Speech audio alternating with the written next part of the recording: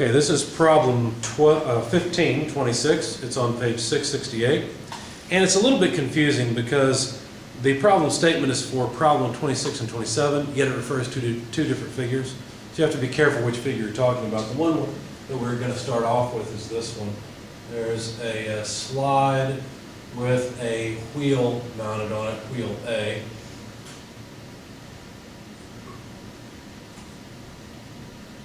And what's interesting about this is that wheel B is mounted to ground. Okay, now wheel B can rotate, so can wheel A. But in the problem statement, they tell you that the wheel B starts off with some speed, it has a speed, and it goes down in a certain amount of time. And they tell you that A is not moving initially, but the idea is we're going to move A down and into contact with B after it's at the same speed as B. So basically we're going to accelerate A while B is slowing down, and then put them together when they're running the same speed so that there's no slope. If that's the idea here. So the question is, what's the angular speed of A and B when they're brought into contact, and how much time does it take before we can bring them into contact? So I basically just told you what the problem statement has to say, but I'll read it just for completeness. Simple friction drive consists of two discs A and B. Initially, disc B has a clockwise angular velocity, let's see, of 500 RPM, revolutions per minute. And disc A is at rest. It is known that disc B will coast to rest in 60 seconds. Let's call that T-stop, because that's how long it takes B to coast down to a stop. Let's see. However, rather than waiting until both discs are at rest to bring them together, disc A is given a constant angular acceleration of 3 radians per second squared counterclockwise. So alpha A is 3 radians per second squared in the counterclockwise direction. Determine A, at what time the discs may be brought together if they're not to slip, and B, the angular velocity of each disc as contact is made. Okay, so basically what's happening here, if you look at the speed, the angular speed versus time, B starts out at 500 RPM, A starts out at 0. It's not moving. B, what we have to do, we know that it will come to rest at 60 seconds. What we have to do is assume that there's just a constant deceleration. They didn't tell us that in the problem, but there's nothing else that we can really assume. Now, once you know a little bit more about inertia of bodies and friction and torque and how that affects a body, then we'll be able to say something better than this. But we'll just assume a constant acceleration and draw it like this. On the other hand, A is accelerating at some rate, 3 radians per second squared, and at some point in time, they will have the same speed. Opposite, but the same speed. It's that point we're looking for. Okay? That's the time and speed that we're interested in. Now, really, this is not quite right, because if you think about it, A and B, when they have the same angular speed, you wouldn't want to bring them together. It's when these 2 points have the same speed. So really, if I were to instead make this a linear tangential velocity graph for B and A, then it would be correct. Does that make sense? Because the angular speeds need to be different, actually. Okay. All right, so hopefully that didn't confuse you. Hopefully that helped you. But anyway, let's solve the problem. Now,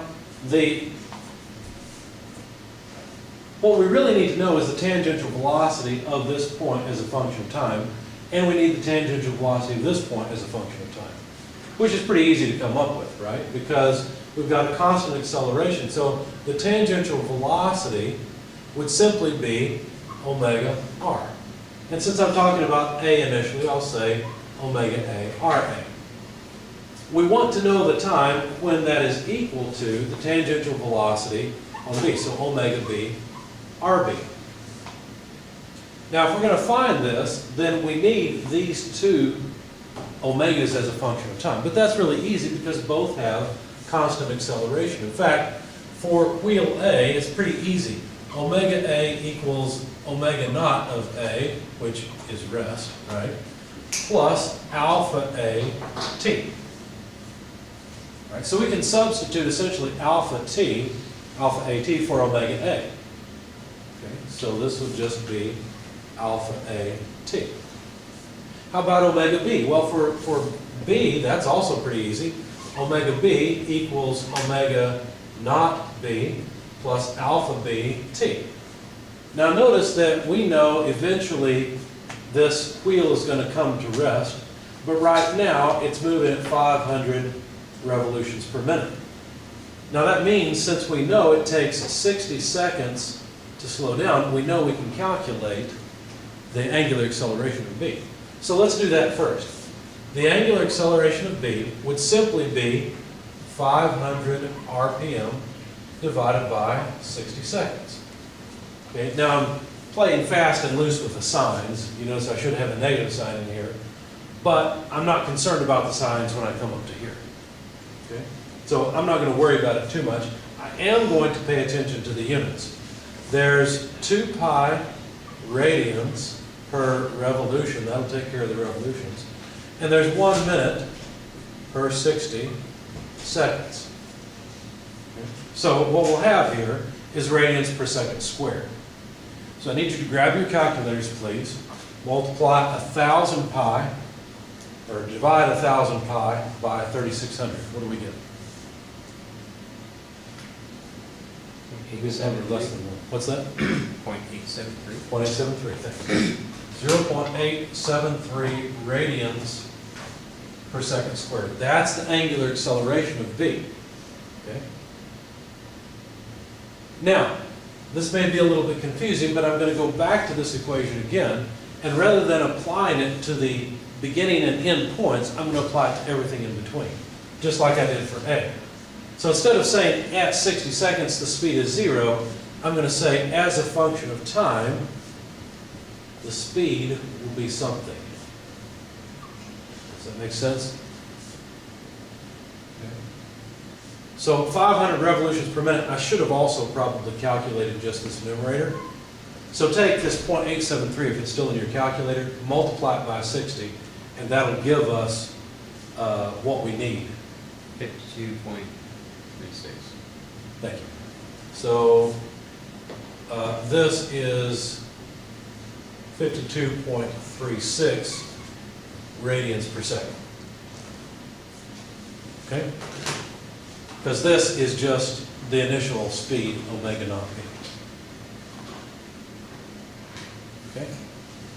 Now, to make sure this works out right, let's see.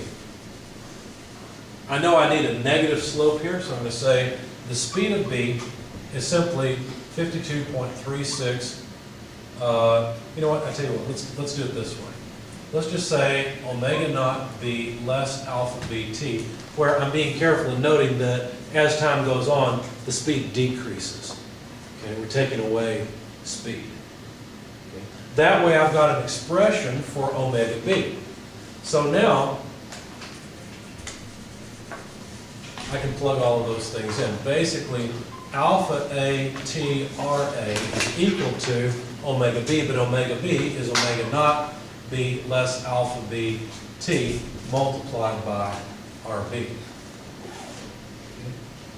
And so now we'll be able to solve for the particular time when the two are at the same speed. I think we can get rid of the figure now.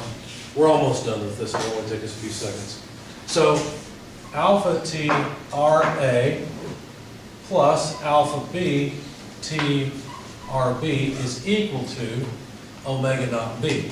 Therefore, T is equal to omega naught B divided by, and I forgot my A here, alpha A RA plus alpha B RB.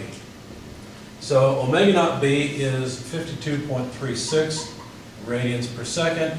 Alpha A, we already, let's see, that was given, wasn't it 2? I've forgotten.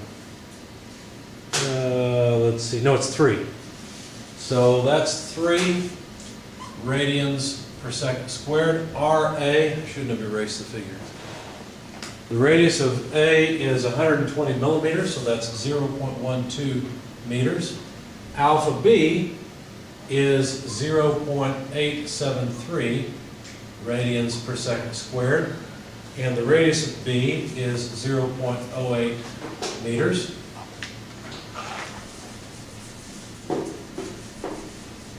So if you guys would plug this into your calculator, then we'll have, let's see, what will we have? I've got something wrong because I've got a meter in there and I shouldn't. I need just time. Oh, I forgot my RB here times that. So that would be RB. Forgot to pull that out when I pulled this term over to the other side. So let's see, so I should have an RB in here. And RB is 0.08 meters. See how much units help? They save you every time. Okay, so meters are gone. I'll cross out meters, not 8. And the radians, of course, are gone. They go away for free. And almost all of the seconds but one go away. In fact, the second that remains is the one that we want. So if you guys would multiply this out, let me make this clearer. This is 0.08 meters. And yes, that should be a positive. The negative sign went away when I pulled it to the other side. Remember, I plugged this in. I took care of the fact that it's going the opposite direction with the negative sign of the equation. So what number do we have for the amount of time? 136. 9.74. 9.74 seconds. Anyone second that? Anyone else actually calculating it? Okay. This piece is pretty small, right? It's about 0.1 times this, so it's about 0.09 or so, where this is 0.36. So we're looking at about 0.5 in the denominator. I got the same thing as well. Same thing, okay. Trying to go through an order of magnitude estimate or so and see what I can come up with. So 9.75 seconds, that's how long it takes. What is the speed of the two at that point? Well, it's pretty easy. The speed of A is just alpha AT.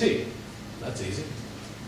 So alpha AT would be 3 radians per second squared times 9.74 seconds. Okay, this is about 10 times 3, so it's a little less than 30, whatever the number is. 29.23. 29 point, I'm sorry. 23. 23, thank you. Radians per second. How about the angular speed of B, omega B? Well, we can calculate omega B from this equation, right? So let's do it. So omega B, I don't know why I erased all of that, I really didn't have to, but here we go. Would be initial, which was, I shouldn't have erased it. Do you guys have the number I had there, 52 point something? Rats. 52.36. 36, okay, thank you. Radians per second. We've had going through the 500 RPM. You didn't have that, thank you. Less the angular acceleration, which was 0.874. Is that right? Don't know? 873. 873, thanks. Radians per second squared. The amount of time, 9.74 seconds. So whatever that comes up to be. Now this is not the only way that we have to calculate. We'll verify it in just a moment. Because look, we could simply say omega B is omega A multiplied by RA over RB. So let's see if both work.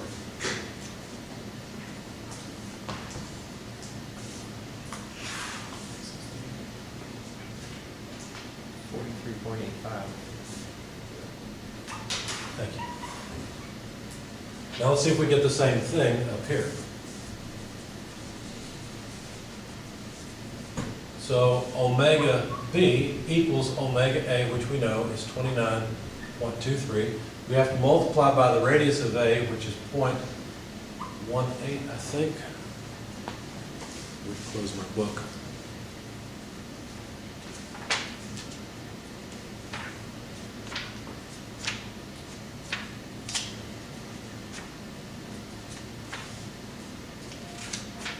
.12.